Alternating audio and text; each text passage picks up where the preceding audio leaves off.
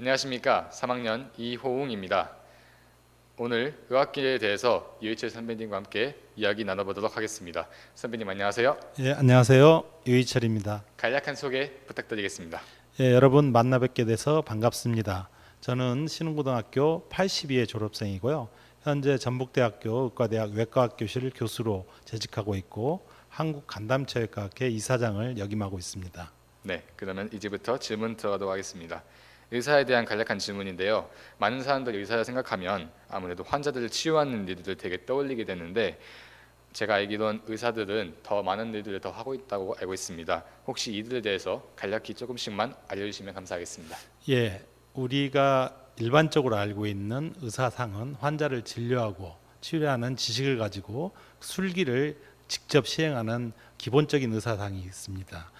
최근에 들어서는 그러한 전통적인 의사 이외의 업무 이외에 의료 현장에서 의료 상황을 전반적으로 파악하고 분석해서 의료 행위를 할 수 있게 종합적인 지도력을 발휘할 수 있는 지도자적 역할을 바라고 있고요. 또한 본인 스스로 자율적으로 학습하고 술기를 연마할 수 있는 자율적 전문가가 되기를 요구하고 있습니다. 그 이외에 사회와 소통하고 환자 보호자와 소통하고 지역사회 소통하고 지역사회 리더로서 역할을 하는 것을 요구하고 있어서 현재 의사상은 환자 진료 치료뿐만 아니고 전반적인 사회와 융합하면서 사회 리더로서 역할을 하는 전인적 인간을 바라고 있고 그러한 의사상이 향후 21세기 이후에 우리 지역의 리더로서 역할을 할 수 있는 의사를 할 수 있겠습니다. 네, 성실한 답변 감사합니다. 다음 질문은 이어가겠습니다. 의대에 진학하고 싶은 학생들이 되게 많은데 교수님께서도 의사라는 꿈을 이루기 위해서 여러 가지 과정을 거치셨을 텐데 마냥 순탄치만은 않은 길을 걸으셨을 거라고 예상됩니다. 혹시 어려움이 있으셨다면은 어떤 어려움들이 있었고 이를 어떻게 극복해 나가는지에 대해서 알고 싶습니다. 예, 지금 현재 고등학교에서 의과대학을 진학하기 위해서는 첫 번째가 의과대학을 진학할 수 있는 실력, 능력을 배양할 수 있는 하게끔 열심히 공부하는 길이겠죠. 실제로 의사가 되고 나서는 또 다른 어려움이 있습니다. 환자를 진료하고 치료하는 과정, 또 병원에서 주변 보호자를 또 면담하는 과정, 그다음에 지역사회에서 국민 건강 보건에서 책무를 다하는 과정 등의 여러 어려움이 있을 거라고 생각합니다. 어려움이 너무 많아서 한때는 포기하고 싶을 정도의 상황도 있습니다. 그렇지만 제가 의사가 돼서 지금 현재까지 있기에 어려움이 있을 때 그걸 극복하는 자세로서는 사람이 한 일이면 나도 할 수 있다는 자신감, 오직 자기가 할 수 있다는 자신감을 갖게끔 지금까지 생활을 해왔고요. 긍정적인 사고방식, 또 웃으면서 사람을 대하는 방식, 부정적인 말에도 귀를 기울이지 않고 오직 잘할 수 있다는 그런 자기 충만한 자신감을 가지고 어려움을 극복해왔다고 할 수 있습니다. 알겠습니다. 그리고 이게 가장 저에게 궁금한 질문이기도 한데요. 의대에 진학하게 된다면 저희들이 어떤 것을 배우게 되는지에 대해서 간략하게만 설명해 주시면 감사하겠습니다. 너무 어렵게 말씀을 드리면 장황한 설명이 될 것 같고요. 기본적으로 의과대학에 진학하게 되면 크게 세 가지 분야를 공부하게 됩니다. 기초의학 분야, 기초의학 분야는 질병의 원리와 환자를 치료하는데 기본적으로 적용하는 원리들을 배우는 기초의학이고요. 그다음 임상의학, 여러분이 아시다시피 병에 걸린 환자를 진료하고 치료 과정 또 치료 후의 과정을 진행시키는 의사상, 그래서 임상의학이 있습니다. 소위 말하는 내과학이라든지 소아과학, 외과학, 산부인과학이 기본이고요. 그 외에 여러 가지 20여 개 이상의 임상의학 분야가 있습니다. 그 외에 의료 인문학이라고 해서 지역사회와 또 인문적인 분야와 사회적인 분야를 총괄적으로 분석할 수 있는 능력을 배우게 세 가지 분야를 의과대학에서 공부하고 있습니다. 네, 알겠습니다.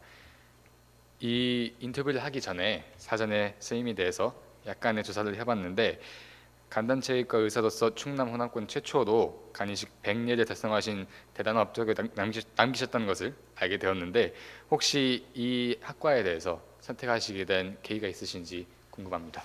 예, 의과대학에 들어오면 예과 2년, 본과 4년, 6년 공부를 하게 되죠. 6년 공부를 하고 나서 의사 시험에 합격하면 의사로서 기본적인 진료를 행위를 할 수 있습니다.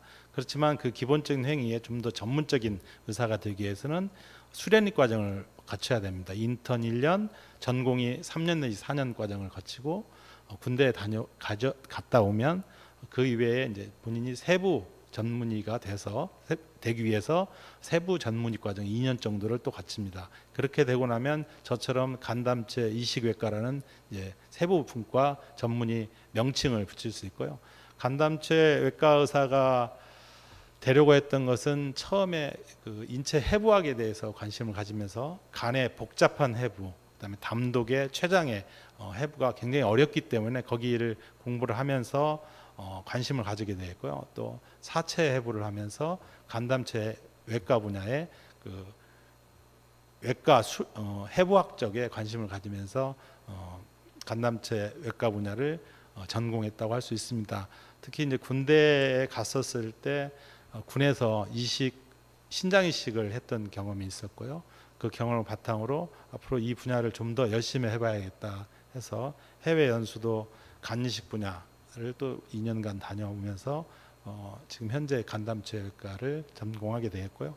특히 이제 간 이식이 우리나라 의료의 모든 술기의 총집합체라고 할 수 있습니다. 기초적으로 수술 술기뿐만 아니고 환자를 진료하고 수술 전후에 관리하는 그 중환자 관리 과정이라든지 또 환자의 수술 후에도 일상적으로 생활을 복귀하는데 재활치료까지 총괄적으로 관여를 되기 때문에 수술 환자의 총체적인 관리를 할 수 있는 분야라고 생각해도 되겠습니다. 그래서 그런 총체적인 관리를 해야만 진정한 의사이지 않을까 생각해서 조금 다른 분들이 피하기 쉬운 분야지만 열심히 노력해서 간담체 외과 의사가 되어 있습니다. 네, 짧은 질문에 긴 답변 감사드립니다. 그 간담체 이식외과 말고도 다른 과, 이비인후과, 피부과 우리가 알고 있는 여러 과들이 많잖아요. 그 의사 과들에 대해서 이들 선정한 것들에 대해서 많은 학생들이나 많은 분들이 궁금해하시는 걸로 알고 있는데 혹시 이에 대해서 어떤 과정이 이루어지는지에 대해서 조금 질문 드리고 싶습니다. 예, 아까 말씀을 드렸지만 고등학교 때 자기 진로를 선택하는 것이 굉장히 어렵죠. 막연한 기대감이라든지 그 선망에 따라서 선택하게 되면 실제 대학에 진학하게 해서 실제 학문으로 접하게 되면 당혹스럽기도 하고 내가 선택한 길이 이 길이 아니다 해서 후회를 할 수 있기 때문에 진로 선택 과정 전에 그 자기가 선택할 과에 대해서 조금 더 정확히 파악하는 게 중요하다고 할 수 있습니다. 방금 말씀드렸다시피 의대 6년 과정 이외에 수련익 과정 4년 내지 5년, 그다음에 수련 후에 전문의가 돼서 세부 전문의 과정 2년 과정을 거치게 됩니다. 그 과정 중에서 수련익 과정 중에 인턴 1년을 마치고 나면 전공의가 됩니다. 전공의 3년 내지 4년 과정에 본인이 이제 전공하게 될 과를 선택해야 되는데 그때 내과, 외과, 소아과, 산부인과 및 기타 여러 20여 개 과를 선택할 수 있습니다. 그 선택에서 3년 내지 4년 수련을 하고 나면 전문의 시험 과정을 통해서 통과하게 되면 그 과를 이제 자기가 전문적으로 다룰 수 있습니다. 최근에 로봇 기술도 발달하고 4차 산업혁명 등에 의해서 사회가 크게 변동하고 있는데 각각의 직업들만의 가치들이 중요시되는 가치들이 변화하고 있고 특히 사회성이라는 부분이 여러 직업들에서 크게 중요시되고 있습니다. 그래서 의사라는 직업도 이에 대한 변화, 즉 사회성에 대해서 이런 변화에 대해서 빛이 못할 것으로 예상되는데 혹시 이에 대해서 앞으로의 의사의 모습이 어떻게 될지에 대해서 교수님의 견해에 대해 살짝 묻고 싶습니다. 예, 두 가지 질문이 겹치는 것 같은데요. 네. 그 4차 산업혁명 시대에서 의사가 갖춰야 될 사항이 어떻게 될 건지 미래 의사상을 물어보신다면 미래 의사상은 이 4차 산업혁명이라는 것은 크게 세 가지로 대별되지 않습니까? 인공지능, 그다음에 사물 인터넷, 빅데이터 이렇게 세 가지로 대별되는데 이미 인공지능과 사물 인터넷은 우리 생활에 가까이 와 있습니다. 미래 의사는 이런 4차 산업혁명 시대를 어떻게 극복하는 의사가 되느냐가 중요하다고 생각할 수 있는데 인공지능을 다룰 줄 아는 의사가 되느냐 인공지능을 시키는 일을 하는 의사가 되느냐 두 가지로 대별할 수 있습니다. 인공지능이 시키는 대로 의사가 된다면 좀 안타깝겠죠. 기계에 의해서 움직이는 인간이 되니까. 그럼 그걸 극복하기 위해서는 인공지능 시대에 걸맞는 의사는 인공지능의 데이터를 입력할 수 있는 의사가 돼야 된다고 생각합니다. 데이터를 입력하기 위해서는 빅데이터에 대해서 데이터 과학을 아주 잘 알아야 되는데요.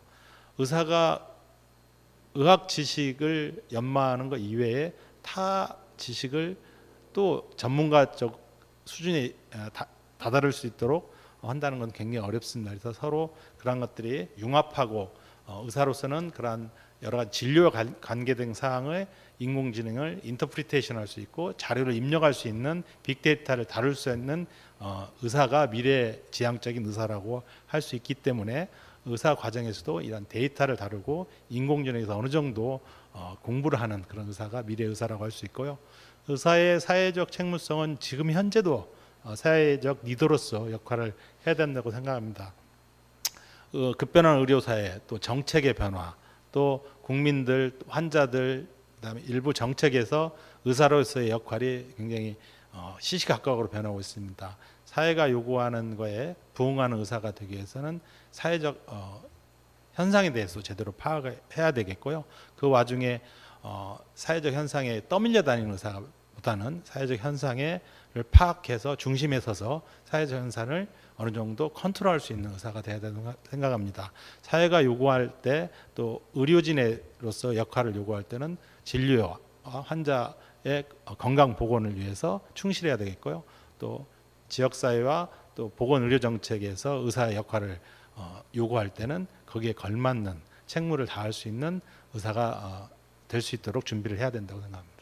네, 마지막으로 의사가 되고 싶어하고 의사가 되기 위해 열심히 노력하는 학생들과 여러 사람들에게 뜻깊은 조언이 있다면 한마디 부탁드리겠습니다. 예, 의사가 되기 위해서는 현 상황에서는 이 고등학교 과정에서 상위 그룹에 속해야 되겠죠. 당연히 열심히 노력하시고 정진하셔서 우수한 실력을 갖출 수 있는 학생이시면 의과대학에 진학이 가능하리라고 생각합니다. 의과대학에 진학을 하셔서는 좋은 의사가 되셔야겠죠. 좋은 의사가 되려면 자기 자신보다는 이타적인 생각, 다른 사람을 생각할 줄 아는 의사, 환자와 보호자를 잘 섬길 수 있는 의사가 되어야 된다고 생각합니다. 제가 의사로서 가장 기뻤던 순간은 환자가 잘 치유되어서 퇴원한 순간이었고요.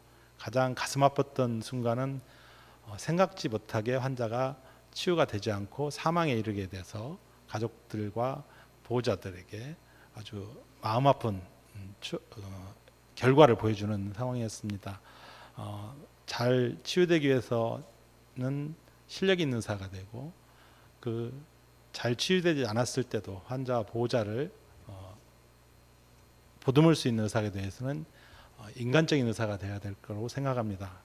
실력도 중요하고 여러 가지 관계도 중요하지만 실력 플러스 전인적인 인간이 되어야 좋은 의사가 될 거라고 생각합니다. 열심히 노력하셔서 여러분들이 원하시는 소기의 성과를 꼭 이루시길 바라겠습니다. 감사합니다. 네, 지금까지 의학계열 분야에 대해서 유해철 선배님과 이야기 나눠봤습니다. 오늘 뜻깊고 유익한 시간 같이 보내서 정말 영광이었습니다. 감사합니다. 네, 감사합니다.